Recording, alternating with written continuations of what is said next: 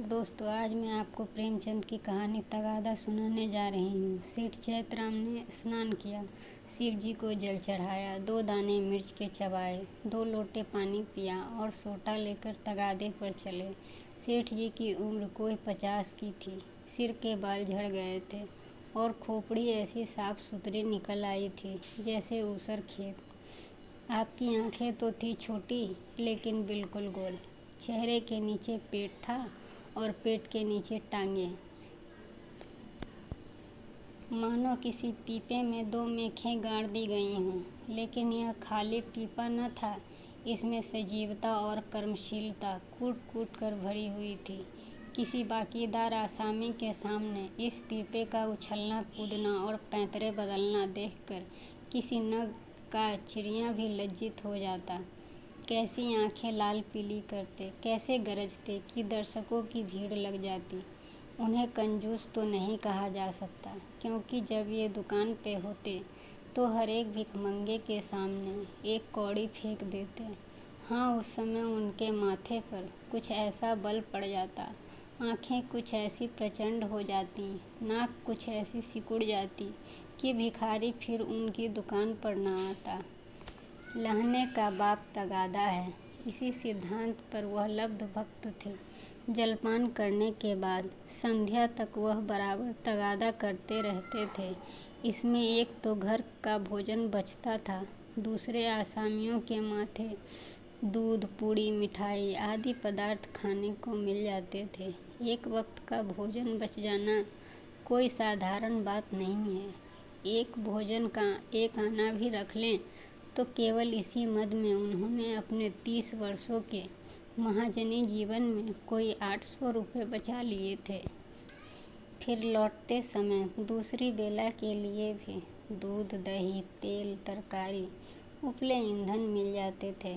बहुधा संध्या का भोजन भी न करना पड़ता था, इसलिए तगादे से न चूकते थे।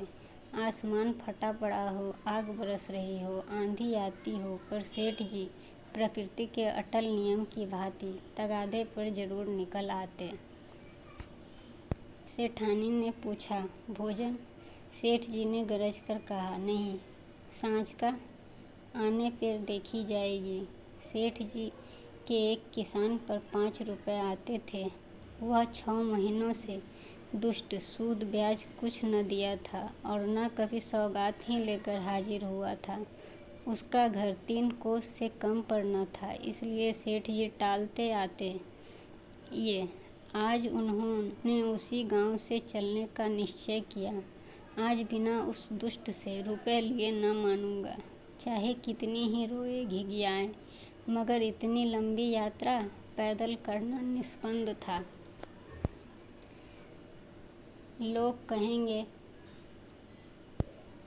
नाम बड़े और दर्शन थोड़े, कहनाने को सेठ चलते हैं पैदल, इसलिए मंथर गति से इधर उधर ताकते, राहगीरों से बातें करते चले जाते थे कि लोग समझें वायु सेवन कर रहे हैं। सहसा एक खाली इक्का उसी तरफ जाता हुआ मिल गया। इक्केवान ने पूछा, कहीं लाला, कहीं जाना है? सेठ जी ने कहा, जाना तो कहीं नहीं है, 2 पग तो है और, लेकिन लाओ बैठ जाएं। इक्के वाले ने चुभती हुई नज़रों से सेठ जी को देखा। सेठ जी ने भी अपनी गोल आंखों से उसे घूरा। दोनों समझ गए, आज लोहे के चने चबाने पड़ेंगे। इक्का चला। सेठ जी ने पहला वार किया, कहाँ घर है मियाँ साहब? घर कहाँ है हुजूर, जहाँ पड़ा रहूं वहीं पे घर है। जब घर था तब था, अब तो बेघर बेदर हूँ, और सबसे बड़ी बात यह है कि बेघर हूँ। तकदीर ने भी पर काट लिया, लंडूरा बनाकर छोड़ दिया। मेरे दादा नवाबी में चकलेदार थे हुजूर, 7 जिले के मालिक, जिसे चाहें तो दम कर दें, फांसी पर लटका दें। सूरज निकलने के पहले लाखों की थैलियां नज़र चढ़ जाती थी हुजूर। नवाब साहब भाई की तरह मानते थे। एक दिन वह थे, एक दिन यह है कि हम आप लोगों की गुलामी कर रहे हैं। दिनों का फेर है। सेठ जी को हाथ मिलाते ही मालूम हो गया, पक्का फिकैत है, अखाड़ेबाज है, इसे पेश आना मुश्किल है। पर अब तो कुश्ती बध गई थी। अखाड़े में उतर पड़े थे। बोले, तो यह कहो कि बादशाही घराने के हो। यह सूरत ही गवाही दे रही है। दिनों का फेर है भाई, सब दिन बराबर नहीं जाते। हमारे यहाँ लक्ष्मी को चंचला कहते हैं, बराबर चलती रहती है। आज मेरे घर, कल तुम्हारे घर। तुम्हारे दादा ने रुपए खूब छोड़े होंगे। इक्के वाला, अरे सेठ, उस दौलत का कोई हिसाब न था। न जाने कितने तहखाने भरे हुए थे। बोरे में सोने चांदी के डले रखे हुए थे। जवाहरात टोकरियों में भरे पड़े थे। एक एक पत्थर 50 लाख का। चमक दमक ऐसी थी कि चिराग मात। मगर तकदीर भी तो कोई चीज़ है। इधर दादा का 40वां हुआ, उधर नवाबी बुध हुई। सारा खजाना लुट गया। छकड़ों पर लाद लाद कर लोग जवाहरात ले गए। फिर भी घर में इतना बच रहा था कि अब्बा जान ने जिंदगी भर ऐश किया। ऐसा ऐश किया कि क्या कोई भकुआ करेगा। 16 कहारों के सुखपाल पर निकलते थे। आगे पीछे चौबदार दौड़ते रहते थे। फिर भी गुजर भर का उन्होंने बहुत छोड़ा। अगर हिसाब किताब से रहता तो आज भला आदमी होता, लेकिन रईस का बेटा तो रईस ही होगा। एक बोतल चढ़ाकर बिस्तर से उठता था, रात भर मुजरा होता रहता था। क्या जानता था एक दिन यह ठोकरें खानी पड़ेगी। सेठ, अल्लाह मियाँ का शुक्र करो भाई कि ईमानदारी से अपने बाल बच्चों की परवरिश तो करते हो। नहीं तो हमारे तुम्हारे कितने ही भाई रात दिन कुकर्म करते रहते हैं, फिर भी दाने दाने को मोहताज रहते हैं। ईमान की सलामती चाहिए, नहीं तो सभी दिन कट जाते हैं। दूध रोटी खाकर कटे तो क्या, सूखे चने चबाकर कटे तो क्या। बड़ी बात तो ईमान है। मुझे तो सूरत देखते ही मालूम हो गया था कि नीयत से साफ सच्चे आदमी हो। बेईमानी की तो सूरत से ही फटकार बरसती है। इक्के वाला, सेठ जी आपने ठीक कहा कि ईमान सलामत रहे तो सब कुछ है। आप लोगों से चार हमेशा बरकत होगी। इक्के वाला, आप लोगों की मेहरबानी चाहिए। सेठ, भगवान की मेहरबानी चाहिए। तुमसे खूब भेंट हो गई। मैं इक्के वालों से बहुत घबराता हूँ, लेकिन अब मालूम हुआ अच्छे बुरे सभी जगह होते हैं। तुम्हारे जैसा सच्चा दीनदार आदमी मैंने नहीं देखा। कैसी तो साफ तबीयत पाई है तुमने कि वाह। सेठ जी की ये लच्छेदार बातें सुनकर इक्का वाला समझ गया कि यह महाशय पल्ले सिर के बैठकबाज हैं। यह सिर्फ मेरी तारीफ करके मुझे चकमा दिया चाहते हैं। अब और किसी पहलू से अपना मतलब निकालना चाहिए। इनकी दया से तो कुछ कर लें, मरना मुश्किल है। शायद इनसे भय से कुछ न ले, मगर बोला, लाला, यह न समझिए कि मैं जितना सीधा और नेक नज़र आता हूँ उतना ही सीधा और नेक भी हूँ। नेकों के साथ नेक हूँ, लेकिन मैं बुरों के साथ पक्का बदमाश हूँ। यूँ कहिए आपकी जूतियाँ सीधी कर दूँ, लेकिन किराए के मामले में मैं किसी के साथ रियायत नहीं करता। रियायत करूँ तो खाऊँ क्या। सेठ जी ने समझा था इक्के वाले को हत्थे पर चढ़ा लिया। अब यात्रा निर्विघ्न और निःशुल्क समाप्त हो जाएगी। लेकिन यह आलाप सुना तो कान खड़े हुए। बोले, भाई, रुपए पैसे के मामले में मैं भी किसी से रियायत नहीं करता, लेकिन कभी कभी जब यार दोस्तों का मामला आ पड़ता है तो झक मार कर दबाना ही पड़ता है। तुम्हें भी कभी कभी बल खाना ही पड़ता होगा। दोस्तों से बेमुरब्बती नहीं की जाती। इक्के वाले ने रूखेपन से कहा, मैं किसी के साथ मुरब्बत नहीं करता। मुरब्बत का सबक तो उस्ताद ने पढ़ाया ही नहीं। एक ही चंडूल है। मजाल क्या कि कोई एक पैसा दबा ले। घरवाली तक को तो मैं एक पैसा देता नहीं, दूसरों की बात ही क्या। और इक्के वाले, अपने महाजन की खुशामद करते हैं, उसके दरवाजे पर खड़े रहते हैं। यहाँ महाजनों को भी धता बताता हूँ, सब मेरे नाम को रोते हैं, रुपए के लिए, और साफ डकार गया। देखें अब कैसे करते हो बच्चा, नालिश करो, घर में क्या धरा है जो ले लेगा। सेठ जी को मानो जूड़ी चढ़ाई, समझ गए यह शैतान बिना पैसा लिए न मानेगा। जानते कि यह विपत्ति गले पड़ेगी तो भूल के भी इक्के में पाँव न रखते।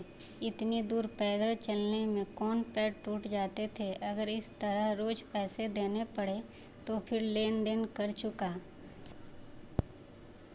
सेठ जी भक्त जीव थे, शिव जी को जल चढ़ाने में जब से होश संभाला एक नागा भी न किया। क्या भक्त वत्सल शंकर भगवान इस अवसर पर मेरी सहायता न करेंगे। इष्ट देव को सुमिरन करके बोले, खां साहब और किसी से चाहे न दबो, पर पुलिस से तो दबना ही पड़ता होगा, वह तो किसी के सगे नहीं होते। इक्के वाले ने कहा, मारा कभी नहीं, उसने उल्टे और कुछ न कुछ वसूल करता हूँ। जहाँ कोई शिकार मिला झट से सस्ते भाड़े में बिठाता हूँ और थाने पर पहुँचा भी देता हूँ। किराया भी मिल जाता है और इनाम भी। क्या मजाल कि कोई बोल सके, लाइसेंस नहीं लिया ना आज तक। लाइसन मज़े में सदर में इक्का दौड़ाता फिरता हूँ, कोई साला छू नहीं कर सकता। मेले ठेलों में भी अपनी खूब बनाती है, अच्छे अच्छे माल चुनकर कोतवाली तक पहुँचाता हूँ। यहाँ कौन किसी की दाल गलती है, जिसे चाहे रोक ले। 1 दिन 2 दिन 3 दिन 20 बहाने हैं। कह दिया शक था कि यह औरत को भगाए लिए जाता था, या औरत को कह दिया कि अपने ससुराल से रूठकर भागी चली थी, फिर कौन बोल सकता है। साहब भी छोड़ना चाहें तो नहीं छोड़ सकते। मुझे सीधा न समझिए, एक ही हरामी हूँ। सवारियों से पहले किराया तय नहीं करता, ठिकाने पर पहुंचकर 1 के 2 लेता हूँ। जरा भी छी चपड़ किया तो आस्तीन चढ़ा पैंतरे बदल कर खड़ा हो जाता हूँ। फिर कौन है जो सामने ठहर सके। सेठ जी को रोमांच हो आया। हाथ में एक सोटा तो था, पर उसका व्यवहार करने में शक्ति का उसमें अभाव था। आज बुरे फंसे, न जाने किस मनहूस का मुंह देखकर घर से चले थे। कहीं यह दुष्ट उलझ न पड़े तो 10-5 दिन हल्दी सौंठ पीना पड़े। अब से भी कुशल है, यहाँ से उतर जाऊं तो बच जाए, वही सही है। भीगी बिन्नी बनकर बोले, अच्छा अब रोक लो खां साहब, मेरा गांव आ गया, बोलो तुम्हें क्या दूं। इक्के वाले ने घोड़े को एक चाबुक लगाया और निर्दयता से बोला, मजूरी सोच लो भाई, तुमको न बैठाया होता तो 2-3 सवारियां बैठा लेता। तीनों 4-4 आने देते तो 12 आने हो जाते, तुम 8 ही दे दो। सेठ जी की बधिया बैठ गई। इतनी बड़ी रकम उन्होंने उम्र भर इस मद में खर्च नहीं की थी। इतनी सी दूर के लिए इतना किराया वह किसी तरह न दे सकते थे। मनुष्य के जीवन में एक ऐसा अवसर भी आता है जब परिणाम की उसे चिंता रहती है। सेठ जी के जीवन में ही एक अवसर था। अगर आने 2 आने की बात होती, खून का घूंट पीकर दे देते, लेकिन 8 आने के लिए कि जिसका द्विगुण एक कलाकार होता है। अगर तू मैं नहीं, हाथापाई की भी नौबत आए तो वह करने को तैयार थे। यह निश्चय करके वह दृढ़ता के साथ बैठे रहे। सहसा सड़क के किनारे एक झोपड़ा नजर आया। इक्का रुक गया। सेठ जी उतर पड़े और कमर से एक दुअन्नी निकाल कर इक्केवान की ओर बढ़ाई। इक्केवान ने सेठ जी के तेवर देखे तो समझ गया ताव बिगड़ गया। चाशनी करी होकर कठोर हो गई। अब वह दांतों से लड़ेगी। ऐसे चुभलाकर ही मिठास का आनंद लिया जा सकता है। नम्रता से बोला, मेरी ओर से इसकी रेवड़ियाँ लेकर बाल बच्चों को खिला दीजिएगा। अल्लाह आपको सलामत रखे। सेठ जी ने एक आना और निकाला और बोला, बस अब जबान न हिलाना, एक कौड़ी भी अधिक न दूंगा। इक्के वाला, नहीं मालिक, आप ही ऐसा कहेंगे तो हम गरीबों के बाल बच्चे कहाँ से पलेंगे। हम लोग भी आदमी पहचानते हैं हजूर। इतनी बात होते होते झोपड़ी में से एक गुलाबी साड़ी पहने, पान चबाती हुई एक स्त्री आई। आज बड़ी देर लगाई। एकाएक सेठ जी को देखकर वह बोली, अच्छा, आज लाला जी तुम्हारे इक्के पर थे? फिर आज तुम्हारा मिजाज काहे को मिलेगा? एक चेहरे शाही तो मिली ही होगी। इधर बढ़ा दो सीधे।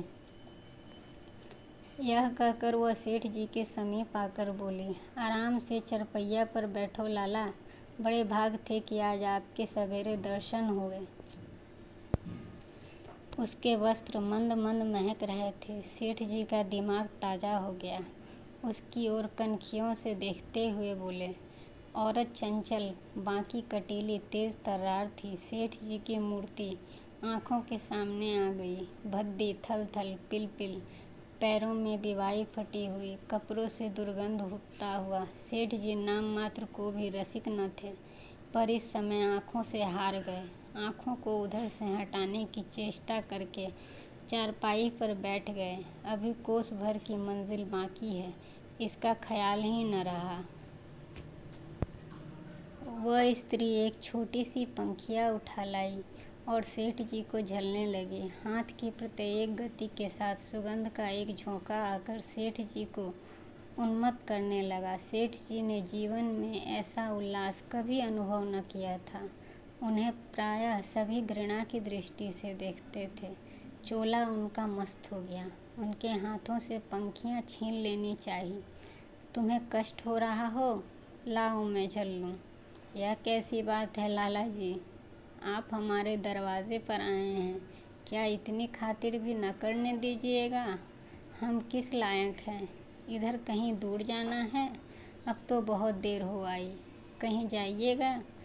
सेठ ने पापी आंखों को फेर कर और अपने पापी मन को दबाकर कहा, यहाँ से थोड़ी दूर एक गांव है, वहीं जाना है। सांझ को इधर से ही लौटूंगा। वह सुंदर स्त्री ने प्रसन्न होकर कहा, तो फिर आज यहीं रहिएगा, सांझ को फिर कहाँ खाइएगा? एक दिन घर के बाहर की हवा भी खाइए, फिर न जाने कब मुलाकात हो।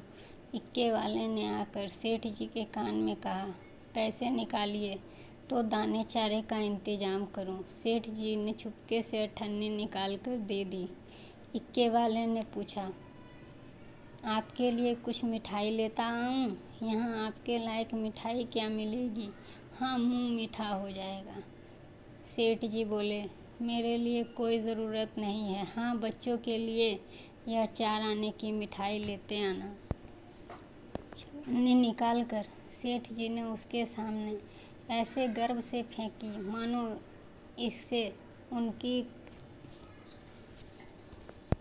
सामने कोई हकीकत नहीं है। सुंदरी के मुंह का भाव देखना चाहते थे, पर डरते थे कि कहीं वह यह न समझ ले, लाला चवन्नी क्या दे रहे हैं, मानो किसी को मोल ले रहे हैं।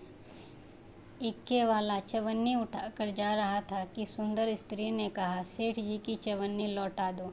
लपक कर उठा ली। शर्म नहीं आती? यह मुझसे रुपया ले लो, 8 आने की ताज़ी मिठाई बनवा कर लाओ। उसने रुपया निकाल कर फेंका। सेठ जी मारे लाज के लाड़ गए। एक इक्केवान की भटियारिन, जिसकी टके की भी औकात नहीं, इतनी खातिरदारी करे कि उनके लिए पूरा रुपया निकाल कर दे दे, वह भला कैसे सह सकते थे? बोले, नहीं नहीं, यह नहीं हो सकता। तुम अपना रुपया रख लो, मैं अपना रुपया देता हूँ। यह लो, 8 आने की ले लेना। इक्केवान तो उधर मिठाई और दाना चारे की फिक्र में चला। इधर सुंदरी ने सेठ से कहा, यह तो अभी देरी में आएगा लाला, तब तक पान तो खाओ। सेठ जी ने इधर उधर ताक कर कहा, यहाँ तो कोई तंबोली नहीं है। सुंदरी उनकी ओर कटाक्षपूर्ण नेत्रों से देखकर बोली, क्या मेरे लिए लगाए पान तंबोली के पानों से भी खराब होंगे? सेठ जी ने लज्जित होकर कहा, नहीं नहीं, यह बात नहीं। तुम मुसलमान हो ना? सुंदरी ने विनोदपूर्ण आग्रह से कहा, खुदा की कसम, इसी बात पर मैं तुम्हें पान खिलाकर छोड़ूंगी। यह कहकर उसने पानदान से एक बीड़ा निकालकर लाया और सेठ जी की तरफ चली। सेठ जी ने 1 मिनट तक तो हाँ हाँ किया, फिर दोनों हाथ बढ़ाकर उसे हटाने की चेष्टा की, फिर जोर से दोनों होंठ बंद कर लिए। पर जब सुंदरी किसी तरह न मानी तो सेठ जी अपना धर्म लेकर बेतहाशा भागे। सोंटा वहीं चारपाई पर रह गया। 20 कदम पर जाकर रुके और हाँफ हाँफ कर बोले, देखो, इस तरह किसी का धर्म नहीं लिया जाता। हम लोग तुम्हारा छुआ पानी भी पी लें तो धर्म भ्रष्ट हो जाएगा। सुंदरी ने फिर दोहराया। सेठ जी फिर भागे। इधर 50 वर्ष से उन्होंने इस तरह भागने का अवसर को महसूस नहीं किया था। धोती खिसक कर गिरने लगी, मगर इतना अवकाश न था कि धोती बांध लें। बेचारे धर्म को कंधे पर रखे दौड़े चले जाते थे। न मालूम कब कमर से रुपयों का बटुआ खिसक पड़ा। जब एक 50 कदम पर फिर रुके और धोती ऊपर उठाई तो बटुआ नदारद।